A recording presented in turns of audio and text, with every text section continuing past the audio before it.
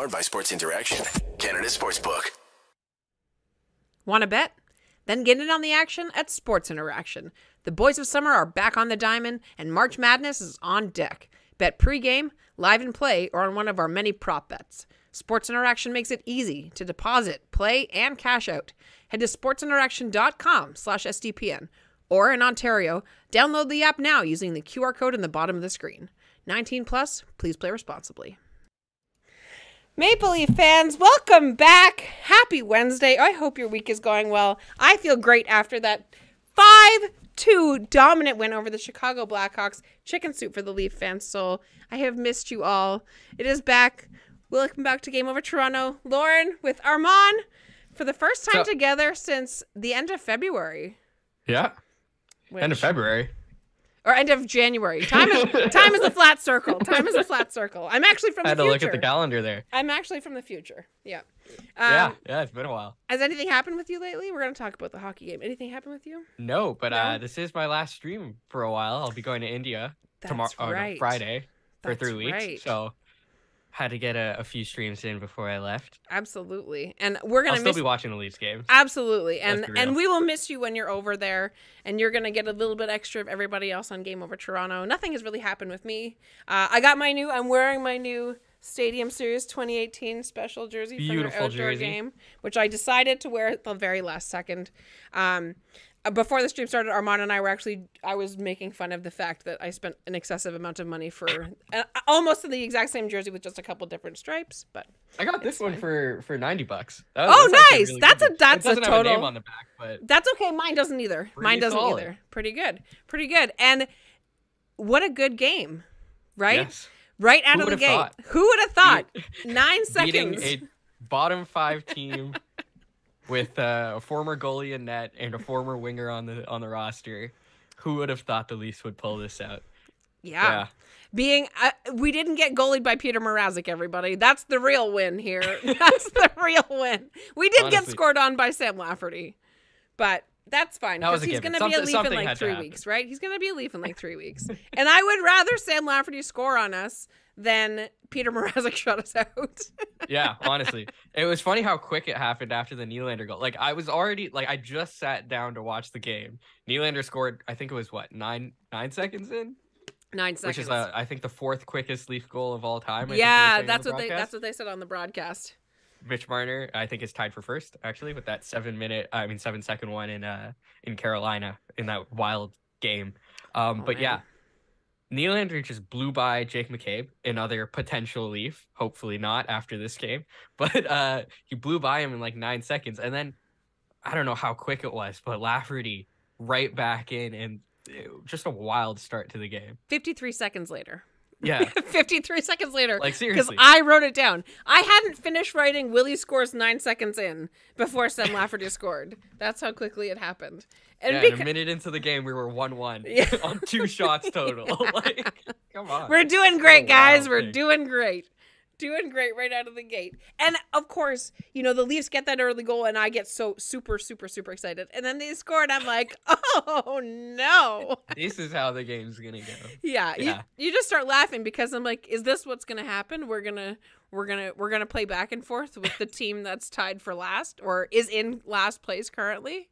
Second last, actually. Is it Columbus second is last? I think. Yeah, by 1 point. So how is that? And honestly, we just lost to Columbus last game, so it's not like we not can say anything. Not a great record. Not a great record the last couple of games. Especially, they threw up a stat where Chicago's PK is at 17%. Yeah, which is something ridiculous. Wild. Yeah. Yeah, it's insane. But honestly, we took control pretty soon after that Lafferty goal. Absolutely. I thought even by the end of the first period, I think we scored 4 goals. One was taken away.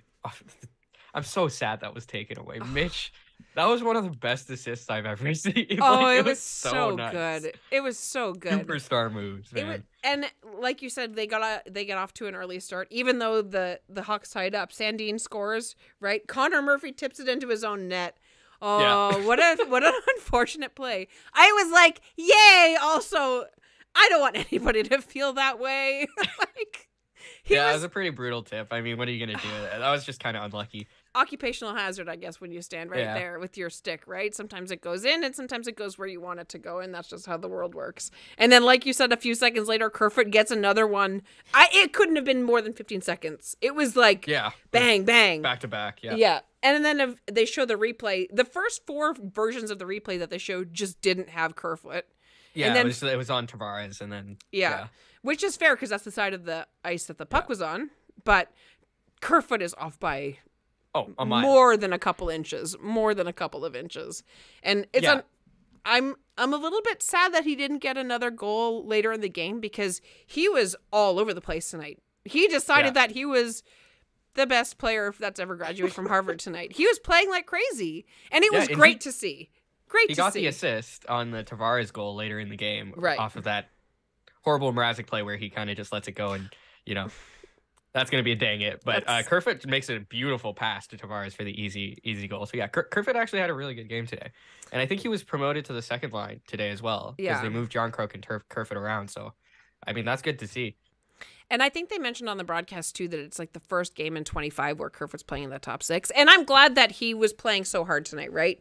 He was playing hard. He looked like somebody that wanted to make it known that he was in a contract year, because he's been fine. But he makes $1 million more than Pierre Engvall, and they have almost identical goal score stats at this point, right? And Pierre Engvall plays pretty elite PK minutes, and Kerfoot doesn't.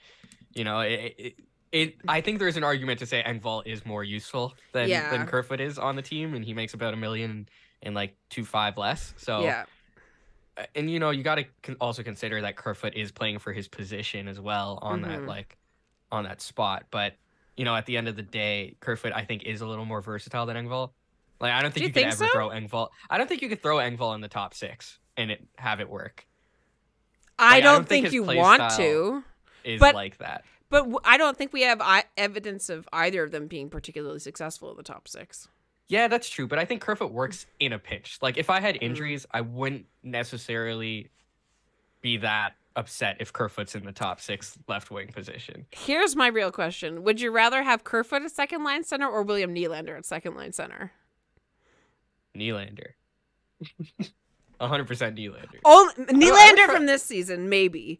But Nylander at center is not good. It's not good, but I don't think Kerfoot at center is good either. Like, I think he's a natural wing, and he works at center like in a pit, but I don't think he's the best center. I think he's better on the wing. I think he's utilized better. So Nylander's not great at center, though. Like, I do agree with that. It's weird because he did play center for I think the majority of his junior career and in the AHL, from what I remember. And he was only moved to the wing in the NHL. So, but people have different skill sets. Yeah, and the NHL is different than it is in than hockey is different than it is in the AHL, right? And that's for sure. And to cap off the end of the first period, Matthews with just a beautiful, he's so back. It was so nice to see him. And he looks so excited, and then he goes and does the glove touch, and he looks so ambivalent. He just doesn't care. Did you think that Matthews missed any time? He looked like he was in midseason. Well, I guess it is midseason, but it looked like he didn't miss any time. He was on his game today. He was excellent. I think I was looking at the money puck charts, and obviously we don't. Advanced stats aren't the best for individual game performance, measuring, but he had something like 96% expected goals or something like that. Crazy good numbers. And he was excellent today. Defensively, he was, just absolutely committed to defense, and he was making smart plays in tight. And then that snipe. Oh my God, that snipe. Love to see it. I missed it. Did we both did all of us people in the chat, did you also take a collective unclench your ass? It was just he was playing so hard right from the beginning of the game, and Willia scores, and then it's 2-1 because Sandin scores, and you're like, we need another. And then Matthews scores, and it's like, oh, if anybody was gonna score, I'm glad it's him. I'm sad that the Kerfoot goal was called back, but the Matthews goal was just excellent. Just pièce de résistance, right? It was exactly what we love him for. And it comes after, him having great possession, and then moving into the second period, Chicago again scores less than 2 minutes in. They score 46 seconds in. Kurship from Domi and McCabe, because while no people that we want on the Leafs scored the goal that time, they did assist. Yeah.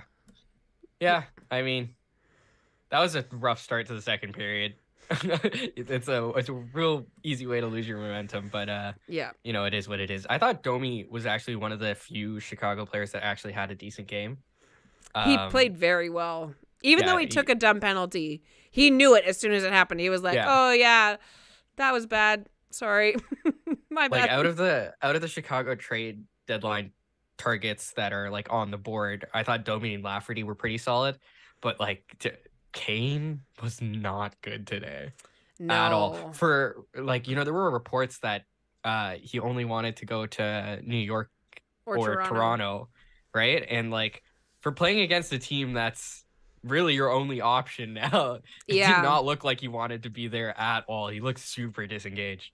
And like, we were talking about the Matthews goal. Mm-hmm.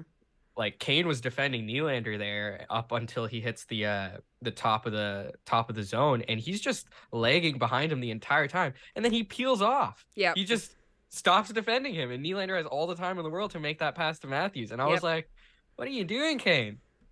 Like it was not a good game for him. Like I was very surprised that like how disengaged he looked. And you have to wonder, like, is he still playing with that like how bad is the hip injury, right? And if he is disengaging like that, maybe we don't trade for him, because haven't we had enough fun with people getting acquired when they have an injury history? Yeah, like that's what kind of worried me, is because like just throughout the game his mobility looked really off, and I couldn't tell if that was because of his hip or because he was just I'm playing in Chicago and I want to get traded type of thing. And I don't know like where he's at. We've seen it before where a player disengages from a team, then gets traded and performs well, like Pierre-Luc Dubois with the Columbus Blue Jackets when he had that awful shift that got him like benched the next game. He's fine on Winnipeg now. Like he's as expected. He's playing much better. Yeah, exactly. Like it's tough to say what it is, because I know he has been a little disgruntled with the organization lately, at least. Especially with the DeBrincat trade, he made comments about the Kirby Dach trade, and he made comments about the Tarasenko trade now, and how Chicago's handled it. So I don't know what it is, but it was very not inspiring for me to see that. Maybe I have no idea, but he looked awful today. Like just he maybe had one good offensive rush where he used his speed. Otherwise. No, and I agree. Domi had a couple of really good plays. Lafferty tonight, maybe I just didn't realize who we were talking about with the whole trade acquisitions. We should probably finish talking about the game before we start talking about trades. Yeah. Let's talk about the game. We'll talk about all this afterwards. Okay, so after Chicago brings it up to 3-2 with 46 seconds into the second period, Johnny scores from Marner and Kerfoot, and that's the Mrazek dang it goal, where if you're a goaltender, please don't leave your net. Yep. I'm not going to say the actual line. I don't want to get sued. And then Timmins takes the first of two penalties of the night. And if you're watching this stream, then you definitely watched Keefe's post-game or his media availability the other day when he said, people want to get into the lineup and don't give me a reason to take you out. Yeah. And being the only person to take penalties in the game is maybe not the best, even though he did score.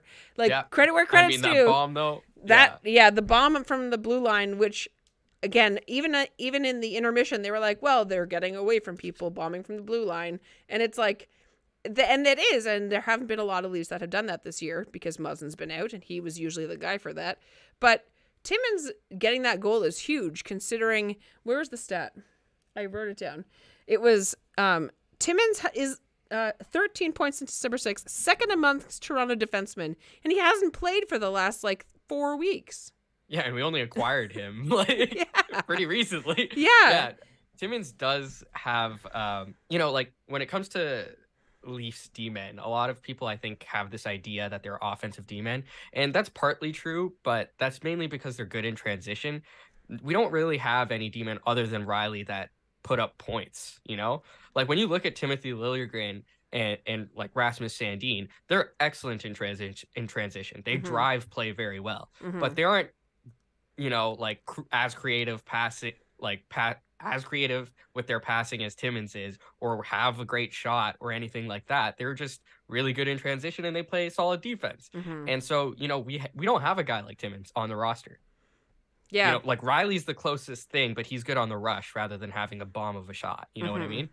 Like, and even Connor Timmins is no Shea Weber, right? Like he's not Zdeno Chara, who's going to stand at the blue line and make you duck and cover every time he puts a stick on the ice because he's going to rip one of your limbs off with how hard his slap shot is. But it doesn't need to be super hard. It just needs to be accurate. And the goal by Timmins was beautiful.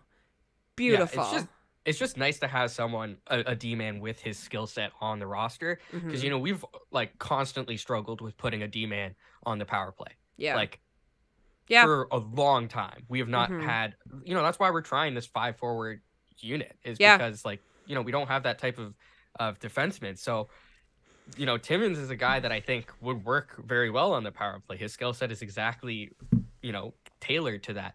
But the thing is, you're taking out Hall for him, right? And Hall had a horrible game against Columbus last game. But Hall's skill set is like the opposite of Timmins. He's like pretty much a PK specialist. I don't like how he is in the net front, but, you know, it's hard to argue that he isn't, you know, one of those types of defensemen that the Leafs sort of need in terms of he's a big body. He plays heavy PK minutes. He plays heavy time on ice, and he blocks shots. You know what I mean? We don't have a ton of guys that do that either. So it's sort of tough because, you know, I want to see Timmins on the roster a lot more, but you also sort of need a replacement for Hall instead of just, you know, we didn't have a ton of PK time today, but, you know, if we did and we were against a good team that had any sort of offensive ability, then, like, you know, it could be a different game. Right. And maybe the solution is that we get somebody like Sam Lafferty for the PK instead of Hall, who was playing on the PK tonight for Chicago. Now, that PK is the worst in the league.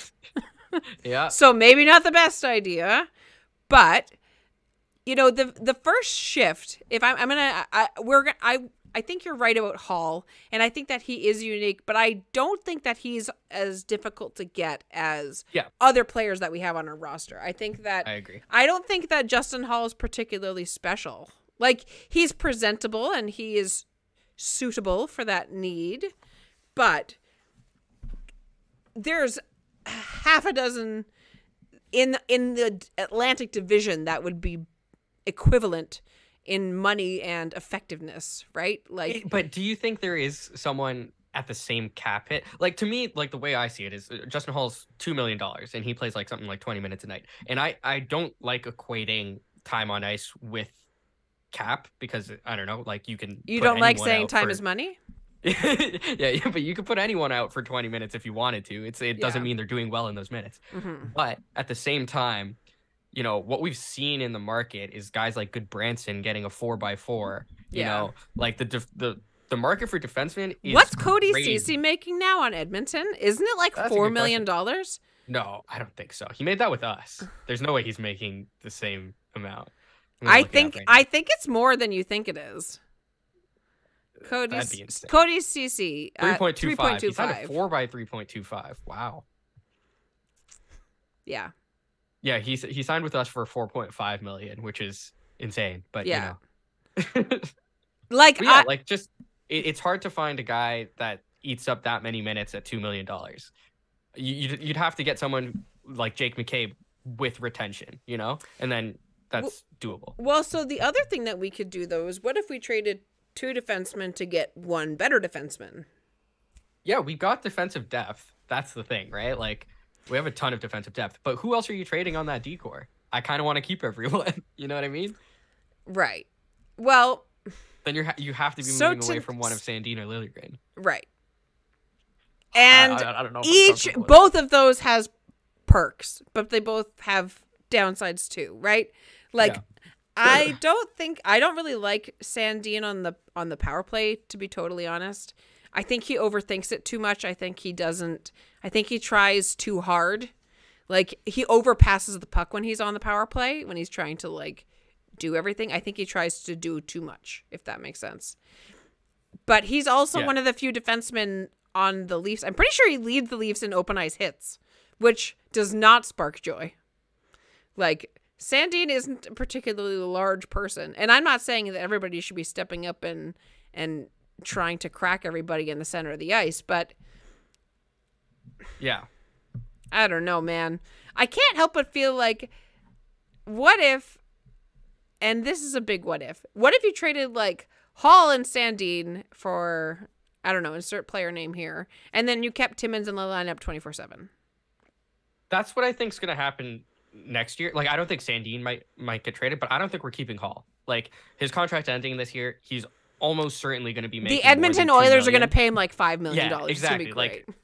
Like, he's played on the Leafs for, I think, this is his 3rd year now? Yeah, something like that. And he's logged heavy minutes in a top 4 role again, like, on a contending team with a huge market. Right. And he's been underpaid. He's going to be looking for money. I don't want to pay that as a Leafs fan. So he's probably going to go elsewhere for like $4 million. In which case, a spot opens up on our right side. You think it'll only be $4 million? I think it's going to be more I think than at that. least. I think it'll be at least $4 million. Like, if Goodbranson's getting $4 million, if that's the market that we have decided, if Ristolainen is getting $5 million, like, these defensemen that log heavy minutes just get money. They don't have to be good. Like, they could be horrible. Rasmus Ristolainen is making more than $5 million, isn't he? Isn't he making like 7? Is he? No. Yeah. I don't think he's making 7. Rasmus Ristolainen. No. I don't think he is. I swear to God, if he's making 7. It's a lot. Hockey DB. No. It's a 5x5, I think. Yeah, 5x5.1. Okay. Well, even still, I thought it was way more than that. Yeah, like, but still, like, a 5x5.1 for Rasmus Ristolainen is like awful. So Hall's gonna get a huge upgrade, and in that regard, we're gonna have this right D slot that needs to be filled, and Timmins is right there. Mm-hmm. We just signed him to an extension for 2x1.1, and that is a steal of a contract in my opinion. Oh yeah, like a complete steal. Oh yeah, like you're getting a guy who's probably going to be playing a larger role, and it's fully variable. So if it doesn't work out, it's nothing to your cap. Like, bye-bye. You're done. Yeah.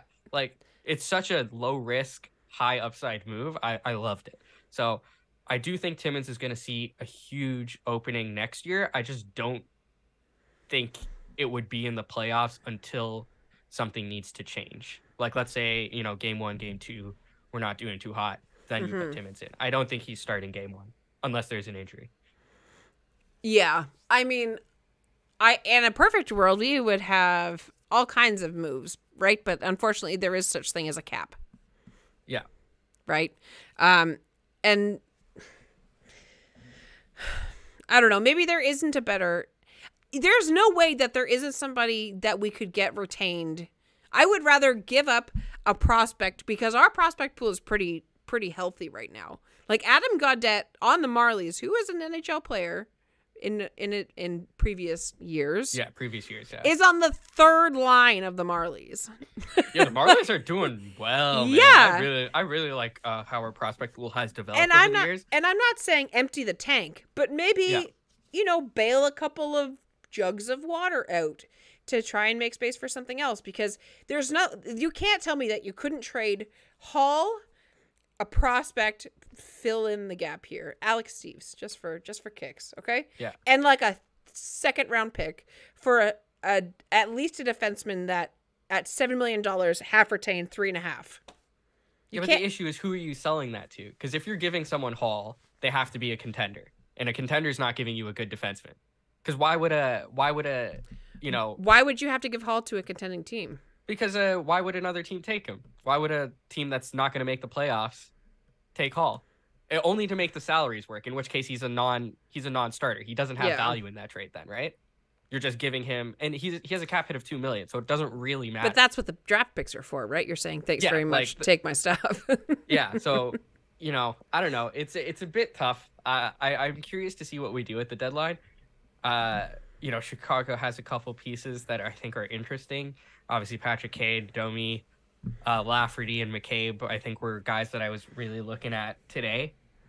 Mm-hmm. And 2 of them were really bad, and then 2 of them were okay. So, but yeah, like I'm very curious to see what we do at the deadline. Because I do think, moving a defenseman is a possibility. I think we have enough NHL D-men, and we've seen guys, when we're talking about NHL depth, if people get injured in the playoffs, we've seen like 9 defensemen play on this team so far. Yeah. You could go to Ben, you could go to Mete, you can go to Hollowell. Like, obviously, it's not ideal, but that's 3 injuries in. Hollowell's hurt 4 now. injuries in. Hollowell's hurt what now. I mean? Oh, yeah, true. He had the injury that knocked him out 12 weeks. Yeah. But even still. But yeah, even still, you got like Philip Krell. He played in the NHL. Obviously, it's not ideal, but again, that's 4 injuries in. Mm-hmm. We have 3 extra guys. Who logged NHL minutes both this year and last year. And maybe we eat our shirts, and Jake Muzzin is suddenly ready day 1 of playoffs. Oh, I don't. That's not. But I'm not putting a toonie bet on that. If he does, that would be a hell of an entrance, eh? I mean, he would be terrible though, not being played since like October. He would be awful. I guess you could ask Nikita Kucherov, right? He would have the best answer on that. How you would feel. That's true. Maybe someone in the chat can hook us up with Nikita Kucherov, and we can really ask him a question about his injury. So who do you think they're gonna get? Who do you want them to get in a perfect world? Your magic wand trade. Meyer. What are you doing? You want Timo Meyer? Meyer. He's the big cat. I love Timo Meyer. Like I've been a fan of him for a long time, especially like since his breakout year, like a couple years ago. I don't think it's doable, to be honest. But maybe. You never know. I don't know how you make that happen without losing too much. You'd lose Nyes a first plus. Like that. That's I think the starting point that we're talking about here. And another player, right? Like it's. You're probably trading Kerfoot, Nyes, another rookie, and a second or a third. And I think it would be more than that, to be honest. Oh, that's the starting conversation. Yeah, right? And it depends if you retain, he's an RFA, so you can retain him. But the issue is his qualifying offer is $10 million. Yeah. And if you can't sign that, then what's the point? Pretty much screwed. Yeah. You're screwed. Yeah. So obviously, in our current state, we cannot sign that. We can't just give Timo Meyer $10 million without losing, on the next contract, Nylander, Matthews, or Marner, pretty much. So what are you gonna do? But I think that there's too much we need to do in the offseason to get Timo Meyer. In a perfect world where the money doesn't matter, that would be great. But the reality is that we're probably going to want to re-sign Samsonov at the end of the year. Yeah, and that's going to cost money, right? He's going to. On top of that, bunting. And when we inevitably re-sign David Kampf, because he can't leave now, I've decided. I want to sign Kampf. Yeah, I mean, come on. He's so good. And he's not going to be due that much for an upgrade, I think. Did you see the pictures of him and his girlfriend and their baby at the Leafs outdoor game? They had their child in the teddy bear outfit with the ears. Oh my God, be still my beating heart. That's amazing. I actually went to the outdoor game on Sunday. Yeah, you and Rob went. Yeah, me and Rob went. And I didn't get any signings from any of the NHL players. I was close enough that I probably could have assaulted them, but who would do that? But I actually did get some of the PWHPA players. I got Hillary Knight and I got Liz Knox. Thank you. Special thanks to Liz Knox, to Noxie for... I actually was trying to get my hat signed, and she came over and said hi. And I said, "Can you get this signed for me?" And she said, "Who do you want?" And I said, "Anybody you can get." So go watch Noxie and Cax on STPN. Yes, please, we love please. Noxie. Their podcast is actually fantastic, and the outdoor practice was actually really good. It was pretty cold in the morning, but the sun came out and it was beautiful, and it was a good time. Even though I didn't get anything signed, it was still cool to see everybody. I waved to Zach Aston Reach, and he waved back. That was that was the highlight of my excursion outside for 6.5 hours on Sunday. It was lovely. Yeah, that's nice. I met a couple of our Game Over fans there. So if you are watching tonight and when we met, hello, it's nice to see you again. Hope you're doing well. I don't know who they're going to get at the trade deadline. Who would be your who you want? My whale. What's my Moby Dick? Yeah.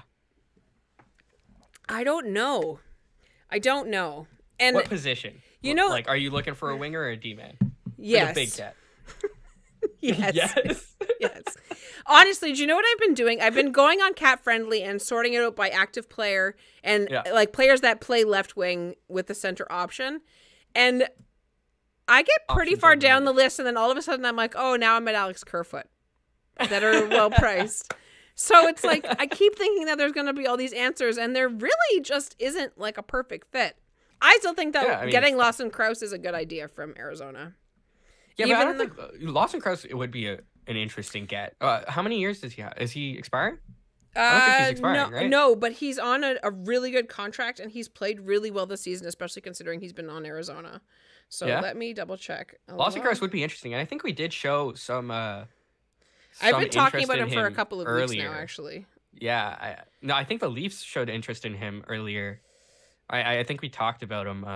He's briefly. 25. He makes 4.3 for the next, cap friendly ad reads until 2027. Yeah, which it seems like a lot, but this year he has. Let me pull up the stats right here. Oh my goodness, all of these ads. Golly. Do we know if Arizona's shopping him though? I don't know. That's the Arizona. They're shopping everything in Arizona. Come on, yeah, that's fair. It's open season. So this season, so far in 49 games, he has 19 goals and 12 assists for 31 points. That's pretty solid and good finishing talent there. That would be nice to have on the Tavares Marner line potentially. He's already up above production from last year, where he played 65 games, had 20 goals and 14 assists for 34 points. I just think it would cost quite a bit to get that level of cost control there. So interesting player though. The other guy I was looking at and that we've talked about previously, at least I talked about in the last two game overs, is Gustav Nyquist. But that's another guy you have a ton of risk injury with. He's currently injured, and he will be he can potentially be ready at the start of the playoffs, but that's assuming he doesn't get injured again. Yeah, exactly. And it's assuming his recovery goes well, so it is a risk. But at the same time, that risk will lower the price quite a bit, and I think the upside is there with him. But again, do we want to go with the risky upside move, or do you want to go with someone who's a sure thing, Is there a sure thing now? Like Timo Meier. Even no, but show me Timo Meier's playoff success. That is true. I mean, has he played in the playoffs? No. Like ever? No. Not in the NHL playoffs. What, 26 now or something? Yeah. He's been on the Sharks his whole time. Even like Ryan O'Reilly. He has played in the playoffs. He has played in the playoffs? Yeah, in 2018-19 and 2017-18. Back when the Sharks were good. He was young though. In 20 games, he had 15 points. That's actually a really solid outing. Oh, Jesus. I didn't know that. Go. I am wrong, and I am happy to admit that. Please prove me wrong. I'm begging you. I would love Timo Meier, man. He's my. I know it's not going to happen, and it's just wishful thinking, but. You know who we should really actually get is Jared McCann. You're going to make me cry. $5 million, 25 goals, 13 assists for 38 points so far in 51 games. Man. How many problems would he solve? $5 million a year. Yep. Or Anthony Cirelli, wouldn't that be nice? Ugh. Yeah. Yeah, I mean, that comes through drafting well. Do you think Colorado will sell us our Artturi Lehkonen? Because that would be pretty sweet. I don't think so. No. I don't think I don't think they would. Carter Verhaeghe has 29 goals. I don't think. Really? I don't think. You don't really see like intra-division trades though, right? Like we would never trade with like the Canadians or the Red Wings or anything. Like we don't trade with anybody in our own division. That doesn't really happen though. We only ever trade with other divisions. So that automatically takes out like some of the worst teams in the league that are looking to trade. Yeah, you generally teams don't want to see other teams in their division get better. Yeah. So it is kind of tough to make an in-division trade happen. And I understand that. Like I would feel uncomfortable watching John Tavares in like a Habs jersey. Isn't that the whole reason that whole Ottawa thing happened where I forgot who it was, but they traded specifically to avoid an division trade, and then the other team, I think it was San Jose, then traded him to an in-division team right after. I'm gonna find this. I forgot who it was. You'll have to. That would be really awkward. Like, what if Tyler Toffoli came back and was a Leaf? Imagine after just being on the Habs, Robert would be in happy shambles. I think he would be both very happy and also feel very strange. I think he'd be more happy. The San Jose trade. I don't know what trade you're talking about. I'll find it eventually, but I'm forgetting who it was. I just remember this very clearly. Yeah, seriously. The other thing is like Nino Niederreiter, but he's 29 now. He is not what he once was. He only has 14 goals this year. Oh, I think it was the Mike Hoffman trade. Yeah, it's like it goes from, so the number 51 is Robbie Fabry, 52 is Nick Foligno, Leafs legend Nick Foligno, and then 53 is Alex Kerfoot, and then it's like, well, we're not, yeah. We could always trade back for Andreas Janssen. Just kidding. He's only played 2 games this year. Goodness gracious. Who, Andreas Janssen? Yeah. Yeah, he went on the waivers. I guess Wayne Simmons cleared waivers yesterday, right? Yeah, but Andreas Janssen is still on that I think $3.2 or $3.4 million contract. So, yeah, that's looking rough. Another bullet when we got dodged. Joey Anderson from that, I thought that return was underwhelming at the time. Yep. But it's looking like the right move. I was very surprised to see Janssen decline as much as he did. Mm-hmm. Well, and it just goes to show what playing on the Leafs and having all of the entire support of every single thing that you could possibly want or need provided for you by the company. All right, I got the trade. So what is Ottawa traded to San Jose Mike Hoffman, Cody Donaghy, a 5th-round pick for Michael Bedker, Julius Bergman in a 6th round, and the whole reason for that was to not trade him into an in-division team, and then San Jose on the same day traded him to Florida for a 5th-round, 2nd round, and 4th round. Wow. So they flipped him to an in-division team for more return than Ottawa got. It was hilarious. I loved it. So obviously, like, that was going to be the end product. But imagine being the player and getting the phone call being like, so listen, you're going to be traded to San Jose, but it's only going to be a joke and you're actually going to Florida. Yeah. Yeah, and then I think the next time Ottawa traded with I think it was the Carlson deal. I'm forgetting which one, but they had a condition that they can't be traded within a certain amount of days after that. Feeling a little bit salty after that, I guess. Yeah, they learned their lesson. That's hysterical. That was amazing. I'm glad you found the trade. That was what a good way to end the stream, was you ending that. How perfect is that? How great was that? Well, regardless, I guess when you're back, the trade deadline will be passed. It'll be done. Yeah, I'm coming back March 11th. So I'll be looking at my phone in India incessantly at like 1 a.m. local time. So, we'll see what the Leafs do. And you in a dark corner just popping espressos. just constantly scrolling. Yeah, the Leafs games start at like 5 a.m. that time. So I'll be up early quite a bit. Yeah. Well, it's a good thing you're not trying to host Game Over from over there then, because geez, that would be... You could actually have coffee with the stream and we wouldn't all be like, you're insane.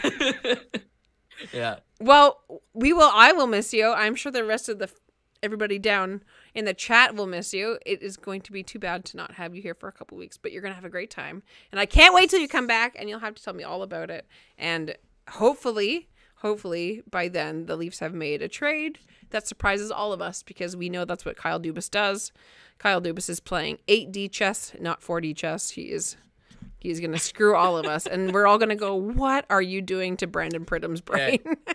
He's always done something that I thought was unexpected, so yeah. I'm very interested to see what he has going on. It'll be interesting. Right, it'll be interesting. And hopefully you get the updates quickly and that you don't have to find out about it, 4 days later or something. So if anything drastic happens, I'll make sure to tell you in our WhatsApp group. Don't worry about it. Yeah.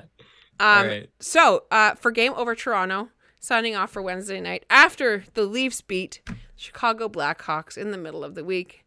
Have a good night, everybody. Leafs win 5-2. I am Lauren. You can find me on Twitter at LaurenIn6. I'm Armaan, and you can find me at Armaan Punthiki on Twitter. And for Game Over Toronto and SDPN, thank you guys for watching. Please make sure you hit like and subscribe. Please make sure you hit the notification bell so that when we go live this Saturday, you will be the first ones in the chat. And I will be hosting Curtis from Alberta on Saturday night after the Habs game. Show. It is going to be a great time. I have hockey gloves that I might wear on the stream. It's going to be a good time. I hope to see you all there. Have a good night, everybody. Peace.